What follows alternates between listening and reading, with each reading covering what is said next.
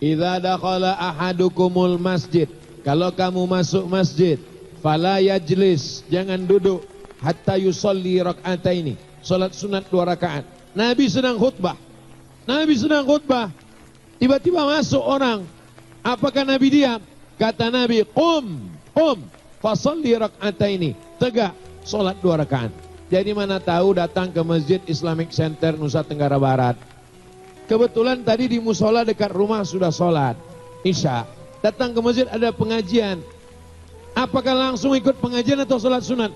Sholat sunat dulu, tapi ayatnya pendek. Jangan udah terlambat sholat sunat, rakaat pertama Yasin. Begitu salam, Ustadz pulang. Datang, iftitahnya pendek saja. Allahu Akbar kabira, alhamdulillah katsira, subhanallah bukrata wa asila, al-fatihah. Lalu kemudian inna a'taina wal asri, salam, tetap dua-duanya dapat, pengajiannya dapat, lalu kemudian sholat sunatnya juga dapat. Wallahu a'lam bishawab. Bagaimana hukum mengambil barang majikan yang sangat pelit, bakhil, beda agama? Ini nampaknya bukan pertanyaan tapi mencari dalil menghalalkan. Ketika Nabi Muhammad SAW meninggal, wadir'uhu marhunatun inda Yahudiyin, baju besinya tergadai di tangan seorang Yahudi, bithalathina sa'an min tamrin, karena Nabi meminjam 30 sa', 1 sa' itu 3 kilo, 1 sa' 4 mud, 1 mud 7 ons setengah, 1 sa' berarti 3 kilo, kali 30, 3 kali 30, 90 kilogram gandum. Apakah karena dia tidak muslim?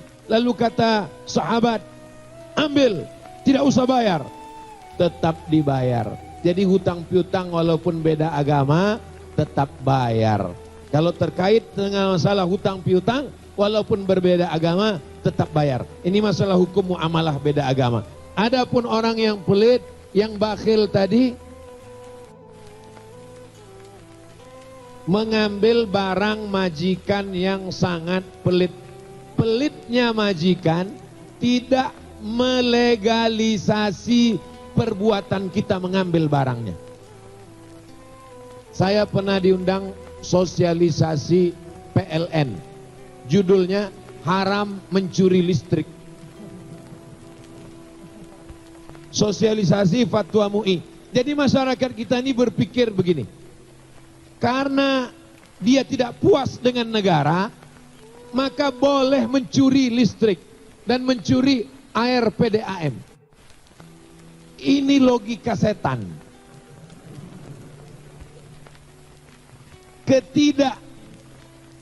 Ketidakdermawanan, kebakhilan majikan tidak serta-merta membenarkan kita untuk mencuri barangnya. Jadi kita sudah melakukan 2 hal. Orangnya tidak kita robah, malah kita berubah menjadi orang jahat. Jadi mestinya orang yang bakhil itu berubah menjadi baik dan kita tidak menjadi pencuri. Nah ini tentang masalah, sebenarnya tadi ada 2 pertanyaan. Demikian, wallahu a'lam bishawab.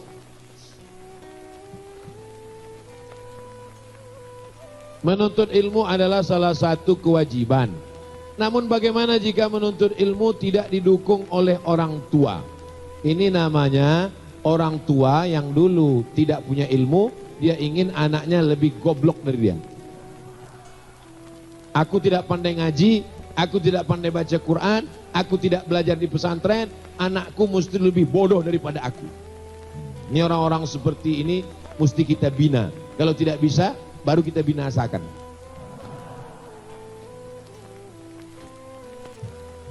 Apakah menuntut ilmu itu masih menjadi kewajiban?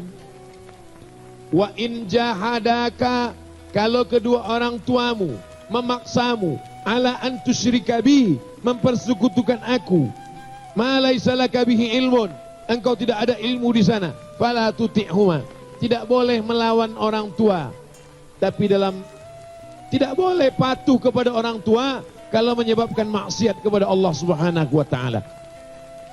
Orang tua yang kufur, yang fasik, yang jahil tidak boleh dipatuhi. Tapi ayat itu masih koma, baca ujungnya. wa sahibhuma fid dunya ma'rufa. Tetaplah bergaul, berinteraksi sosial dengan baik.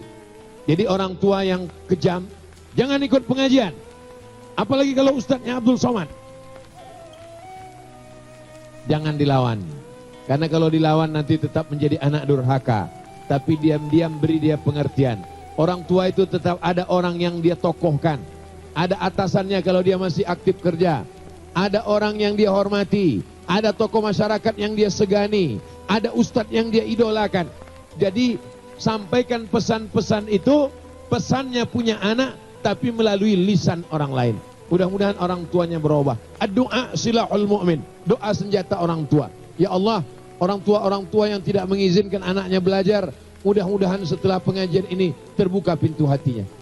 Diizinkannya anaknya belajar. Dan anak-anak mesti memberikan pengertian pada orang tua. Anak-anak tidak pernah dewasa di depan orang tua.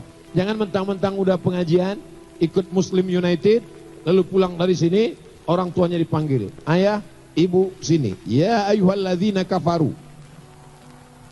Tidak bisa begitu. Orang tua itu diberikan contoh suri tauladan. Sampai akhirnya mereka berpikir, dulu anakku ini sebelum ngaji kasar, setelah ngaji lembut. Dulu anakku sebelum ngaji nggak pernah bawa makanan, setelah ngaji. Akhirnya lisanul hal afsah min lisanil maqal. Perbuatan lebih menyentuh daripada ucapan. Seringkali ucapan kita malah terbantahkan karena perbuatan. Ada orang diuji dengan penyakitnya, ada orang diuji dengan anaknya, ada orang diuji dengan hartanya. Kebetulan engkau diuji dengan orang tuamu. Ini pun adalah bagian dari ujian hidup. Wallahu a'lam bishawab.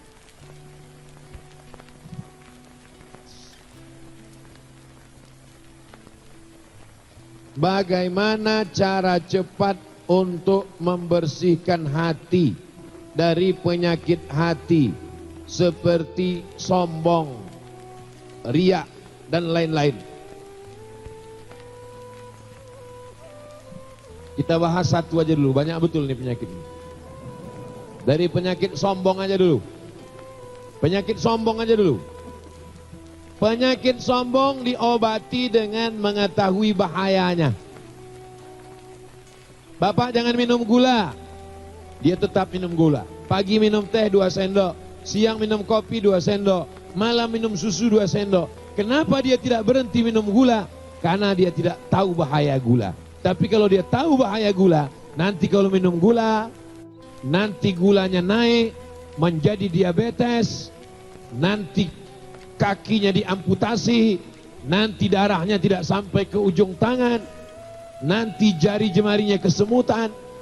Kalau sudah tahu bahayanya, dia takut. Dikasih air putih, waktu dikasih minum teh, haram. Apa bahaya sombong? La yadkhulul jannah, tak masuk surga. Man kana fi qalbihi, siapa yang dalam hatinya mithqala habbatin min khardalin min kibrin, ada sombong sebesar biji sawi. Ustadz kalau sombong tidak masuk surga. Pemimpin kalau sombong tidak masuk surga, walaupun sebesar biji sawi. Makanya saya tidak boleh terlalu lama duduk di atas, jamaah di bawah. Nanti lama-lama saya bisa jadi Fir'aun. Angkuh, sombong, sendal dibawakan, sorban disiapkan, kendaraan disiapkan, tangan dicium. Sekali-sekali mesti masuk ke hutan untuk mengikis kesombongan dan keangkuhan. Maka kalau jamaah melihat video saya masuk hutan, saya sampai ke hutan, saya ucapkan salam ke orang di hutan, satu pun gak ada yang peduli. Mereka gak kenal dengan saya. Menghilangkan keangkuhan dan kesombongan. Diam-diam masuk ke masjid, di kampung yang sepi, yang sunyi, bawa deterjen, bawa brush, bersihkan WC di masjid. Sinilah tempatmu Abdul Somad. Mungkin tanganmu yang selama ini dicium orang, dimuliakan orang, cium bolak-balik, auto reverse. Nah, ini tempatnya. Mengikis keangkuhan, kesombongan. Tapi kita di dalam itu sendirian. Jangan kameranya dihidupkan. Ini banyak juga orang. Hai guys. Bagaimana menghilangkan sombong kita? Hari ini kita tidak punya privasi lagi. Semuanya menjadi konten. Makannya konten, tidurnya konten, sholatnya konten. Ceramah saya ini sudah tak ada pahalanya lagi. Sudah dihabiskan oleh 3 kelompok, viewer, follower, subscriber. Mesti ada waktu khusus berdua dengan Allah Subhanahu wa ta'ala untuk menghilangkan keangkuhan dan kesombongan. Sering-sering ke panti jompo untuk melihat gambar kita 30 tahun yang akan datang. Hari ini Abdul Somad 44 tahun, walaupun kelihatannya seperti 24 tahun. Mesti jalan-jalan ke panti. Nanti umur kau 74, kau akan menggigil Abdul Somad. Hilangkan keangkuhan dan kesombonganmu. Mesti mendengar berita orang sakit, tabrakan, lumpuh, meninggal.